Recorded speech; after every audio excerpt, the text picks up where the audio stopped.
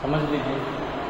देखिए हमारे लेसन का नाम तथ्य, प्रदत्त, संकलन, प्राथमिक एवं द्वितीयक तथ्य।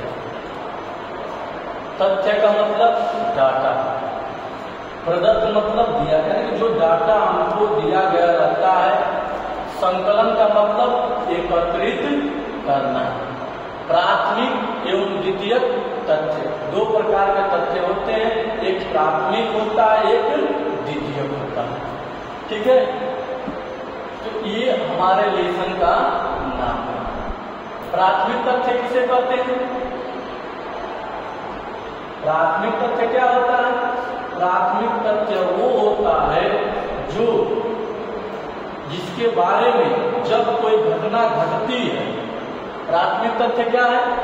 जिनके बारे में या जहां घटना घटती है उस घटना के स्थान पर जा करके, या जिसके बारे में घटना घटती है उस व्यक्ति के पास पहुंच करके उसका साक्षात्कार करके या उस घटना के बारे में जान करके उन जानकारी को हम एकत्रित करते हैं, संकलन करते हैं। क्या करते हैं? एकत्रित करते हैं, संकलन करते हैं, संग्रहण करते हैं, उसी को प्राथमिक तथ्य कहते हैं। द्वितीयक तथ्य क्या है? द्वैतिक, जिसको सेकेंडरी कहते हैं। द्वैतिक तथ्य यह तथ्य है जो भी घटनाएं घटती हैं, जो भी घटनाएं होती हैं, उन घटनाओं की सूचनाएं, जो भी घटनाएं घटती है उन घटनाओं की सूचनाएं किसके माध्यम से? लिखित के माध्यम से, डायरी के माध्यम से, पत्र के माध्यम से, सांख्यिकी के माध्यम से, पांडुलिपि के माध्यम से, यदि इन तरीकों से सूचनाएं प्राप्त होती हैं उन्हीं को हम द्वितीयक तथ्य कहते हैं।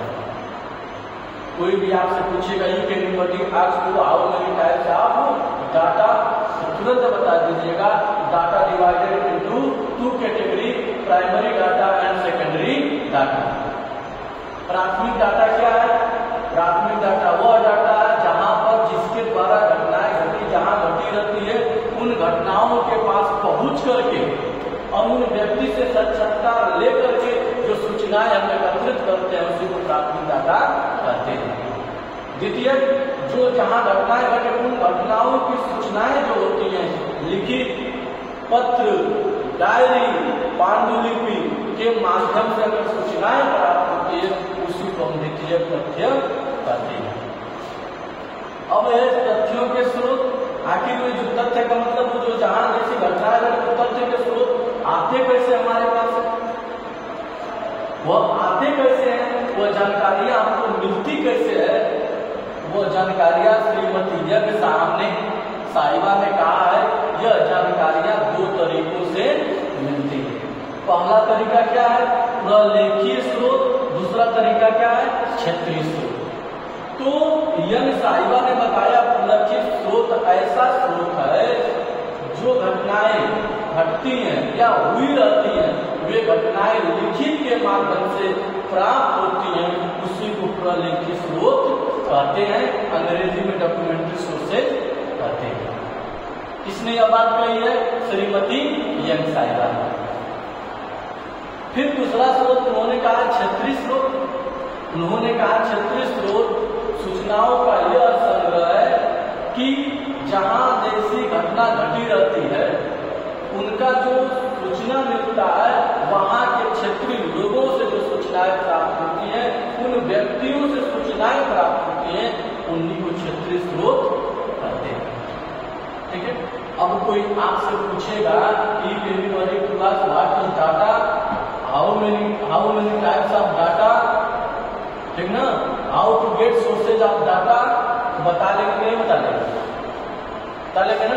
देखिए एक भी लेसन पढ़िए, एक ही हेडिंग पढ़िए, ऐसे तरीके से पढ़िए आपके जुबान पर बसा रहे, समझ रहे हैं?